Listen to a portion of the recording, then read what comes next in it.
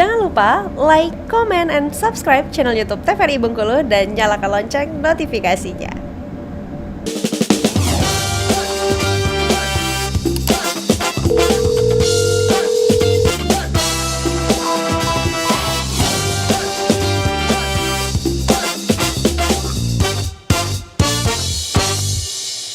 Terima kasih pemirsa, Anda masih setia bersama kami di Dokter Kito, bersama Kita Sehat. Kita masih membahas tema yang sama hari ini, yaitu poliomyelitis, masih bersama Dr. Elsa Gepitasari dan juga Dr. Wenti Arbayeni.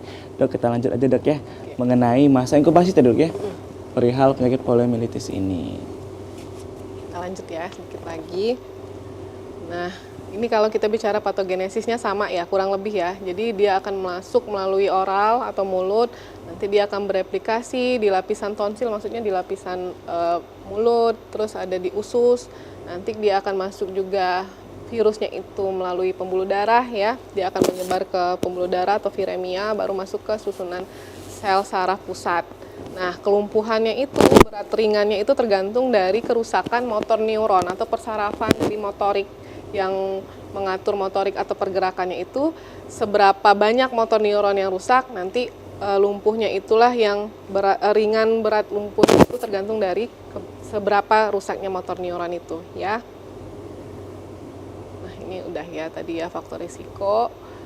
Terus polio ini banyak macamnya ya, banyak macamnya. Ini juga untuk sekedar tahu aja sih untuk pemirsa TVRI di rumah.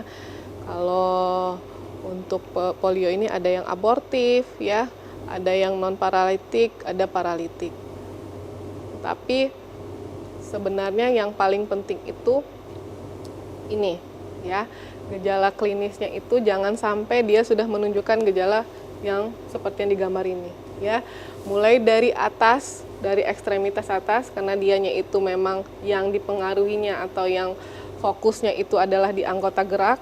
Mulai dari tangan ya, mulai dari otot-otot pundak, otot lengan belakang, lengan lurus dan layu ya, otot punggung dekat tulang punggung, dia nanti juga nggak bisa berdiri dengan tegap ya. Memang seperti lumpuh layu lah, lumpuh layu yang bisa dibilang tidak ada daya dan upaya lagi untuk melakukan pergerakan otot-ototnya. Bahkan otot jari jempolnya ya bisa dilihat di sini, terus otot pahanya mengkerut menjadi kecil, otot-otot di betisnya ya. Jadi semua otot itu akan terkena ya, pengerut, dan juga akan mengecil tadi.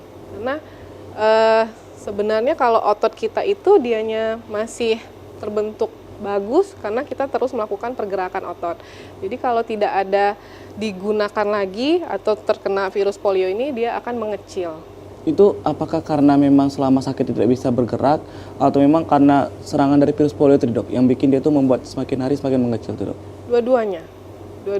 Karena virus itu tadi dia menyerang otot, yang kedua karena memang tidak bisa difungsikan lagi, jadi dia tidak ada tidak ada pergerakan otot. Jadi itu total dok ya? Iya. Lumpuhnya? Dia irreversible, total irreversible. Nah, tapi memang balik lagi ke yang tadi ya, slide sebelumnya ya. Jadi memang kelumpuhannya itu dari ringan, sedang, berat tergantung dari kerusakan motor neuronnya. Seberapa banyak? Semakin banyak berarti semakin berat kelumpuhan yang diderita oleh pasien yang polio ini. Itu apakah ada mungkin penyebabnya dok, sehingga untuk kelumpuhan itu bisa menyebar dari kaki ke tangan, kaki kiri ke kaki kanan gitu dok? Apakah ada penyebab lainnya dok? Enggak, penyebabnya virus itu tadi. Virus, jadi hati-hati ya. Kalau kita bandingkan dengan orang stroke lah, kalau orang stroke itu kan dianya itu penyebab utamanya adalah bisa terjadinya penyempitan di pembuluh darah di otak, atau memang ada infak di otaknya, sehingga dianya itu memang lumpuhnya separuh misalnya ya. Kalau terkenanya infaknya yang di otak sebelah kiri, berarti lumpuhnya nanti di sebelah kanan karena dia menyilang seperti itu. Karena otak itulah dia pengatur, ibaratnya itu mesin untuk kita melakukan pergerakan motorik ini, untuk berbicara, untuk emosional, semuanya itu di otak. Jadi makanya orang selalu menekankan kalau ada kecelakaan atau apa-apa, pastikan otaknya itu tidak ada benturan, tidak ada sama sekali. Nah, seperti kasus ini, kalau dia sudah mengenai sel saraf yang di bagian otak, dia akan ada kelumpuhan ini. Dan sekali lagi, kalau sel saraf itu dia sudah ada kematian sel saraf, dia sangat susah untuk disembuhkan. Persarafan apa aja, sangat susah dia untuk beregenerasi kembali. Seperti itu. Oke. Berarti cukup panjang berarti pasiennya. Kemudian dokter Elsa, nah ini kita melihat dok ya, tadi memang perkembangan penyakit ini cukup cepat juga dok ya. Dan juga terjadi kelumpuhan yang mungkin permanen ini dok ya. Tapi kalau untuk di Indonesia, terakhir kasus tadi itu di tahun berapa tadi dok? Januari 2024 ini. Januari 2024. Di daerah Jawa. Di daerah Jawa, tadi di daerah Aceh juga ada, daerah Jawa sudah ada. Itu apakah memang karena kurang teredukasi dok? Atau memang bagaimana dokter Wenti? Ya, pasti yang pertama kurang edukasi, yang kedua kepercayaan biasanya. Jadi masih mindset yang kuno ya, bahwa kalau anak saya divaksin nanti jadinya sakit, bukannya sehat jadinya sakit. Memang resiko untuk KIPI itu ada. KIPI itu kejadian ikutan pasca imunisasi ya.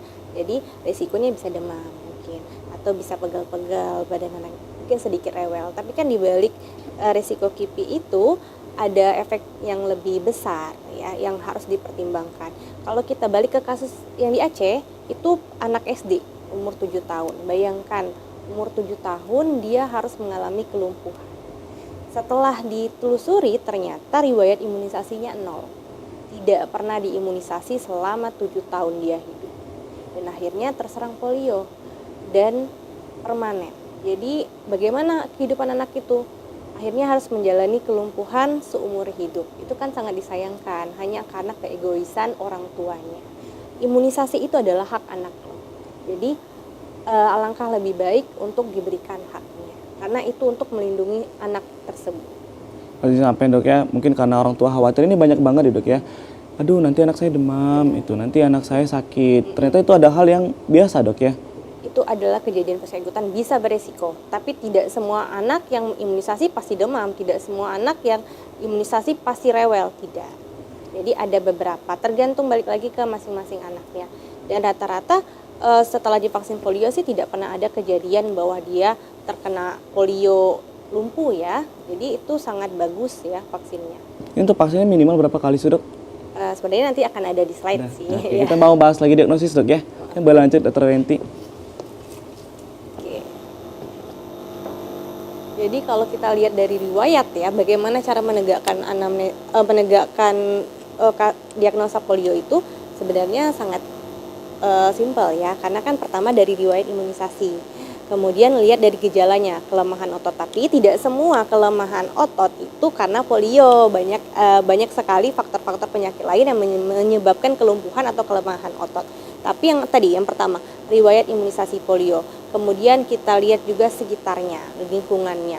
Kalau kita lihat berkaca pada kasus yang di Aceh, ternyata lingkungan anak itu tersebut memang banyak yang tidak diimunisasi. Dan fatalnya mengenai anak itu yang sudah berumur 7 tahun tadi ya. Kemudian pemeriksaan fisiknya, kita lihat tanda-tanda vitalnya, demam, takipnu. Kenapa harus diperiksa sesak napasnya ada atau tidak, pernapasannya ada atau tidak? Karena si virus tadi akan menyerang bagian persarafan otot. Dan otot itu tidak hanya di anggota gerak ya, ada namanya otot pernafasan. Nah, kita takutkan virus polio ini tadi menyerang bagian otot pernafasan. Sehingga apa yang ditakutkan adalah gagal nafas. Bisa menyebabkan kematian tentu saja. Jadi bahaya sekali. Selain bisa menyebabkan kelumpuhan, takutnya adalah untuk terjadinya gagal nafas tadi ya, kelemahan otot nafas. Kemudian pemeriksaan fisik, neurologi, motorik ya, gerakan tadi kita lihat bagaimana kelumpuhannya sebatas mana dan seberapa parah. Kemudian pemeriksaan penunjang, ini untuk memeriksa pasti loh, ini virusnya ada di dalam tubuhnya. Yang pertama adalah analisa cerebrospinal yang di bagian otak, kan dia menyerangnya di bagian otak tadi kayak dijelaskan Dr. Elsa ya. Jadi ada cairan di otak yang akan disedot nantinya dan diperiksa di lab. Nanti bisa dilihat, oh ternyata ini ada virus polionya di anak ini. Kemudian selain itu kultur virus juga bisa ya. Berarti memang untuk anamnesa ada banyak sekali dok ya. Memang lebih baik diperiksa dengan dokter. Nah, kita akan bahas lagi dok ya mengenai poliomielitis ini. Untuk pemirsa di rumah, kita akan hadir lagi setelah jeda pariwara berikut ini. Tetaplah bersama kami di Dokter Kito.